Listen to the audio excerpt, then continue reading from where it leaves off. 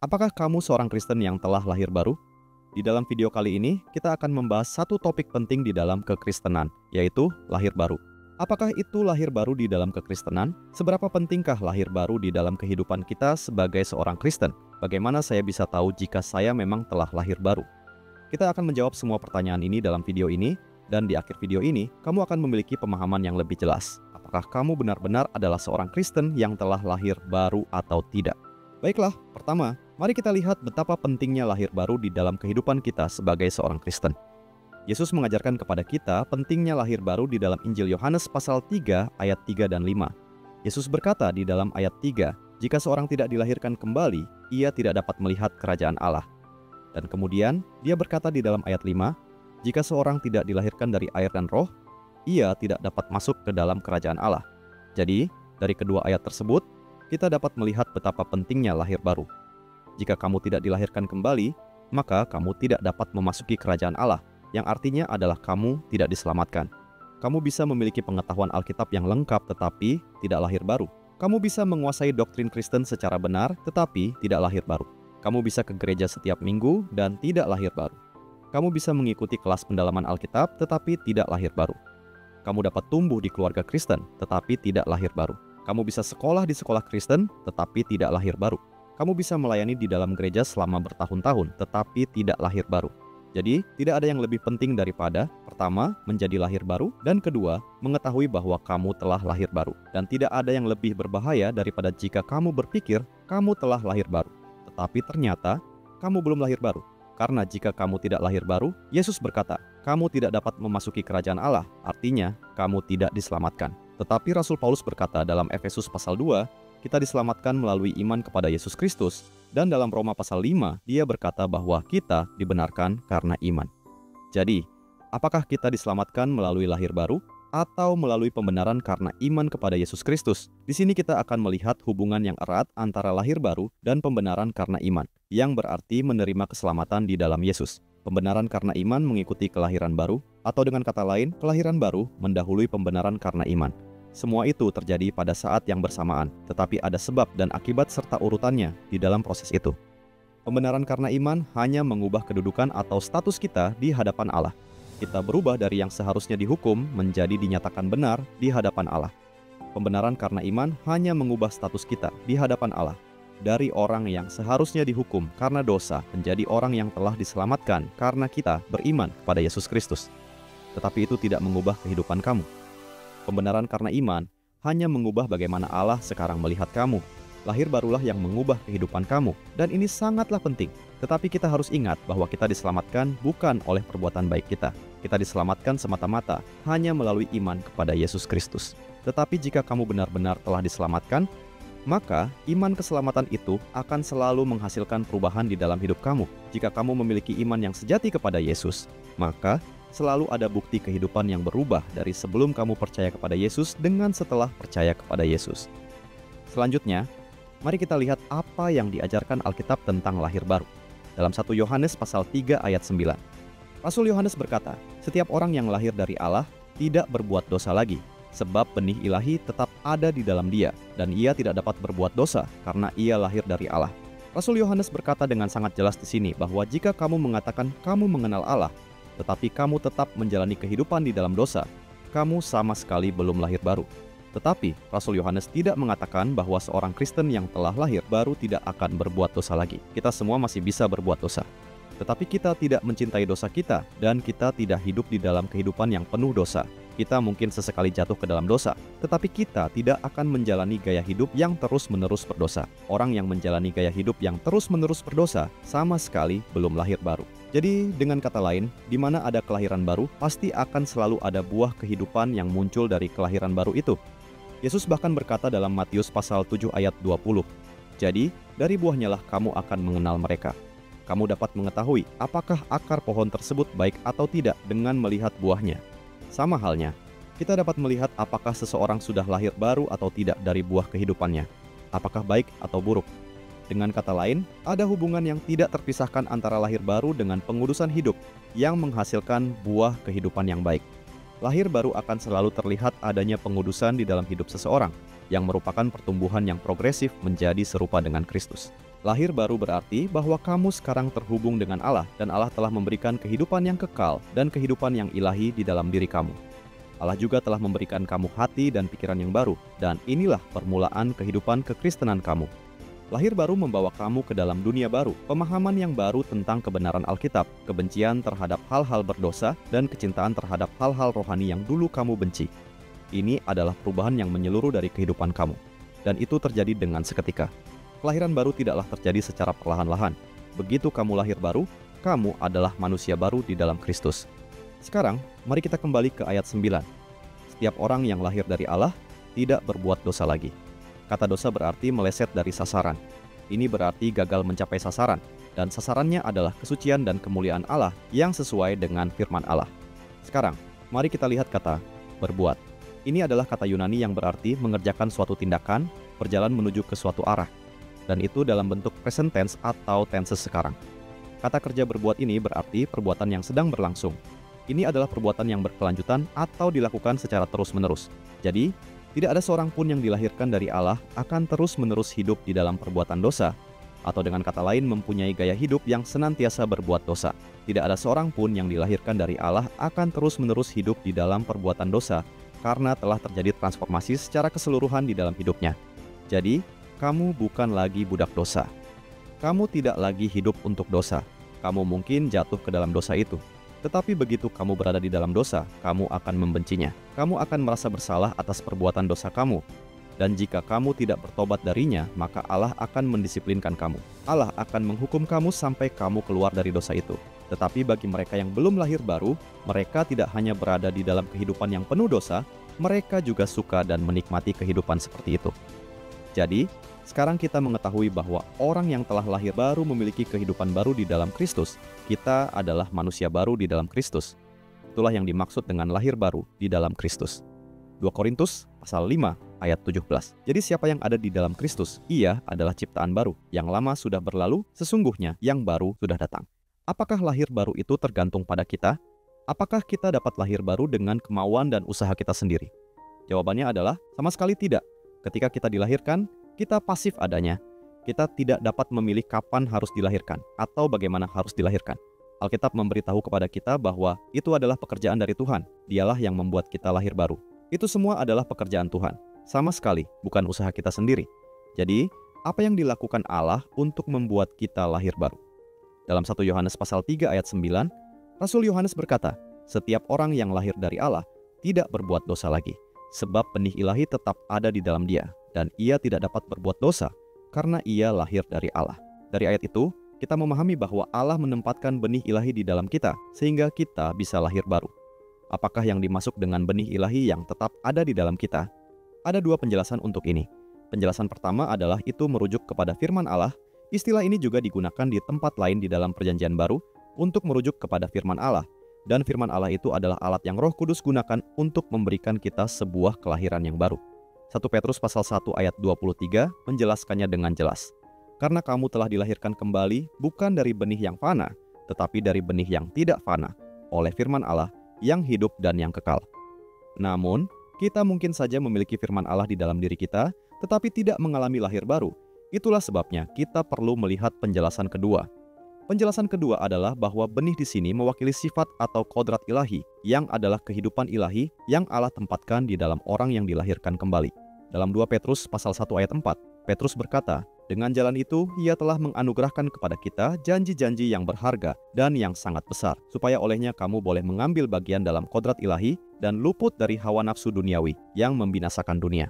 Di dalam kelahiran baru, kita mengambil bagian di dalam kodrat ilahi, namun itu tidak berarti bahwa kita menjadi sempurna dan tidak akan melakukan dosa lagi. Kita tidak menjadi sempurna karena kita masih hidup di dalam kedagingan kita. Tetapi, sifat atau kodrat baru yang ditempatkan di dalam kita adalah sempurna, karena itu adalah sifat Allah sendiri. Itu adalah sifat ilahi. Dari kedua penjelasan ini, kita memahami bahwa adanya kodrat Allah di dalam diri kita lah yang membuat kita menjadi orang Kristen yang dilahirkan kembali, dan Allah adalah yang secara aktif menempatkan benihnya atau kodrat ilahinya di dalam kita. Dan firman Allah adalah satu-satunya alat yang digunakan Allah untuk menempatkan kodrat ilahinya di dalam kita. Kita harus memahami bahwa kodrat ilahi tetap ada di dalam diri kita sepanjang hidup kita. Jadi, bukan seperti kamu mengikuti suatu kebaktian kebangunan rohani, lalu hati kamu terbakar dan bersemangat, dan mengatakan, mulai sekarang saya ingin hidup suci dan taat pada firman Tuhan. Tetapi, kemudian semangat itu hilang beberapa hari kemudian dan kamu kembali menjadi diri kamu yang lama lagi, yang hidup di dalam perbuatan dosa. Kodrat atau sifat ilahi itu akan tetap ada di dalam diri kita. Ia akan mengarahkan seluruh arah kehidupan kamu. Kamu telah sepenuhnya berbalik arah. Kamu bukan lagi berjalan menuju neraka, tetapi kamu sekarang berjalan menuju sorga. Kadang-kadang kamu mungkin melambat di dalam perjalanan ke arah yang baru itu. Kadang-kadang kamu akan berjalan dengan cepat ke arah itu. Kadang-kadang kamu mungkin tergoda dan kamu mungkin merasakan tarikan dari dosa dunia ini untuk membawa kamu kembali ke arah yang lama. Tetapi bagaimanapun juga, kamu akan tetap berjalan menuju ke arah yang baru ini. Karena kodrat ilahi dari Allah tetap ada di dalam kamu. Dan kodrat ilahi inilah yang mengarahkan kamu ke arah yang baru ini. Jadi, dengan kata lain, lahir baru terjadi ketika Roh Allah menggunakan firman Allah untuk menempatkan kehidupan Allah di dalam diri kamu yang sudah mati secara rohani. Selanjutnya, mari kita lihat apakah yang menjadi tanda-tanda seorang Kristen yang telah lahir baru. Bagaimana cara kamu tahu jika kamu adalah seorang Kristen yang telah lahir baru? Atau bagaimana kamu bisa tahu jika orang Kristen yang lain telah lahir baru? Kita semua mengetahui bahwa hanya Allah yang benar-benar mengetahui hati seseorang. Jadi, yang bisa kita lakukan adalah melihat tanda-tanda seseorang yang sudah lahir baru, apakah sesuai dengan apa yang Alkitab katakan. Dan itulah yang dicatat di dalam buku 1 Yohanes, tanda-tanda orang yang sudah lahir dari Allah, atau dengan kata lain, bukti dari kelahiran baru. Masih ingatkah kamu di awal video ini, saya mengatakan bahwa kita dapat melihat apakah seseorang sudah lahir baru atau tidak dari buah kehidupannya. Sekarang, mari kita lihat tanda dari buah kehidupan seseorang yang telah lahir baru. Yang pertama, tanda seorang Kristen yang benar-benar sudah lahir baru adalah kamu sadar akan dosa di dalam diri kamu. Kamu mengakui bahwa kamu adalah seorang yang berdosa dan membenci dosa di dalam diri kamu. Dan kamu ingin mendapatkan pengampunan atas dosa-dosa kamu. Kita bisa melihatnya dalam Roma pasal 3 ayat 23, karena semua orang telah berbuat dosa dan telah kehilangan kemuliaan Allah. Dan dalam 1 Yohanes pasal 1 ayat 8, jika kita berkata bahwa kita tidak berdosa, maka kita menipu diri kita sendiri dan kebenaran tidak ada di dalam kita. Tanda yang kedua, kamu benar-benar mengaku bahwa Yesus adalah anak Allah dan kamu percaya pada Yesus sebagai satu-satunya juru selamat. Dan kamu benar-benar percaya bahwa kamu diselamatkan hanya oleh kasih karunia dan bukan oleh perbuatan baik kamu. 1 Yohanes pasal 4 ayat 15. Barang siapa mengaku bahwa Yesus adalah anak Allah, Allah tetap berada di dalam dia dan dia di dalam Allah. Dan 1 Yohanes pasal 5 ayat 1. Setiap orang yang percaya bahwa Yesus adalah Kristus lahir dari Allah.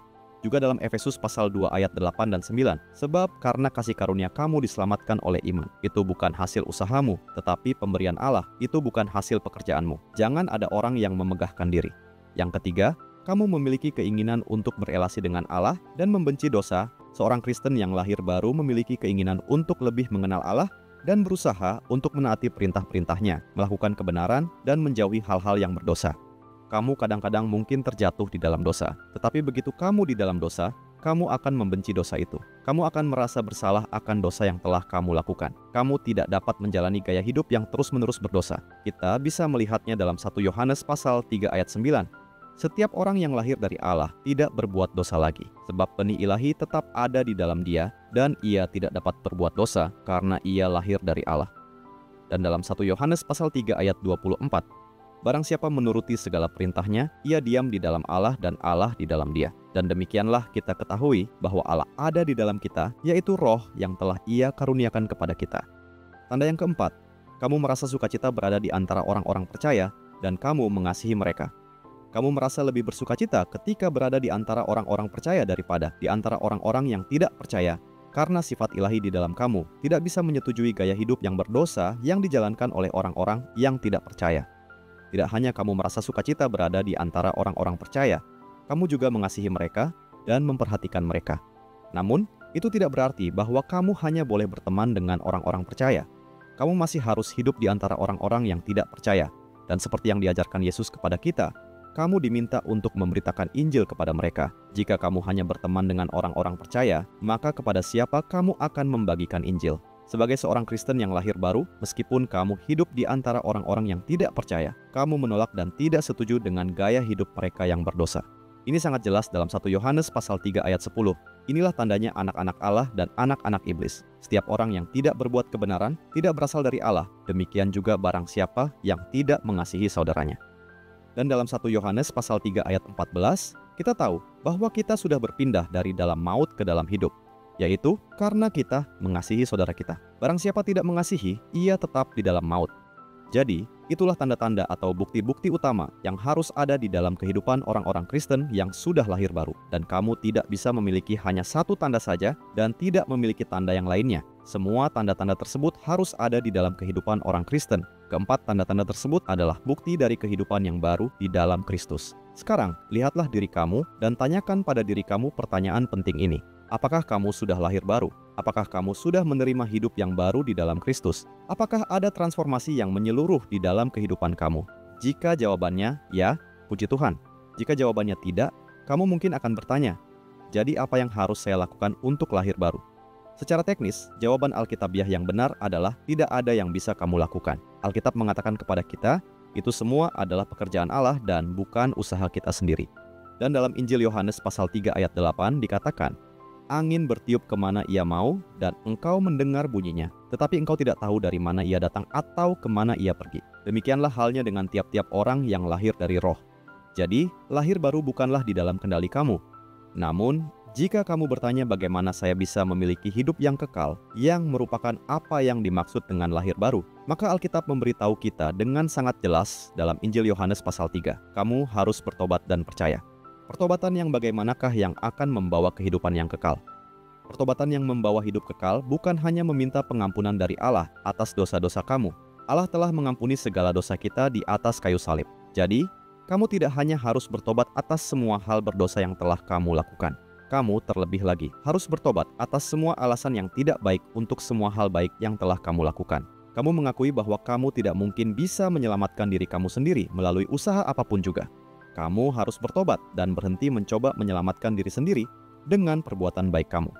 Inilah pertobatan yang membawa hidup kekal. Dan kemudian kamu percaya bahwa Yesus mati untuk membayar semua dosa-dosa kamu. Dan hanya melalui iman kepadanya, kamu dapat diselamatkan dan bukan melalui perbuatan baik kamu. Jadi, bertobatlah dan percayalah, dan kamu akan diselamatkan. Kamu akan memiliki hidup yang kekal, dan inilah yang merupakan apa yang dimaksudkan dengan lahir baru. Sekarang, mari kita lihat beberapa hal-hal penting tentang kelahiran baru. Pertama, jika kita tidak lahir baru, kita tidak diselamatkan. Ini karena Yesus mengatakan, jika kita tidak lahir dari roh, yang berarti lahir baru, maka kita tidak dapat masuk ke dalam kerajaan Allah. Secara sederhana, lahir baru mendahului pembenaran oleh iman. Kedua, lahir baru tidak bergantung pada kita. Itu sepenuhnya adalah pekerjaan Allah. Allah yang secara aktif menempatkan benihnya di dalam kita, bukan dengan kehendak dan usaha kita sendiri. Ketiga, firman Allah adalah satu-satunya alat yang digunakan Allah untuk membuat sifat ilahinya menetap di dalam kita. Dengan kata lain, kelahiran baru terjadi ketika roh Allah menggunakan firman Allah untuk menempatkan kehidupan ilahi di dalam jiwa kamu yang sudah mati secara rohani. Keempat, ada bukti atau tanda-tanda yang dapat kita lihat dari seseorang yang telah lahir baru. Di mana ada kelahiran baru, akan selalu ada buah kehidupan yang berubah yang menjadi bukti lahir baru itu. Semoga video ini memberikan pemahaman yang lebih jelas tentang apa artinya lahir baru. Ayo tuliskan pengalaman lahir baru kamu di bagian komentar di bawah ini. Dan jika kamu menyukai video ini, jangan lupa untuk memberikan tanda like, subscribe channel ini, dan bagikan video ini dengan orang lain. Terima kasih telah menonton video ini. Tuhan Yesus memberkati kamu.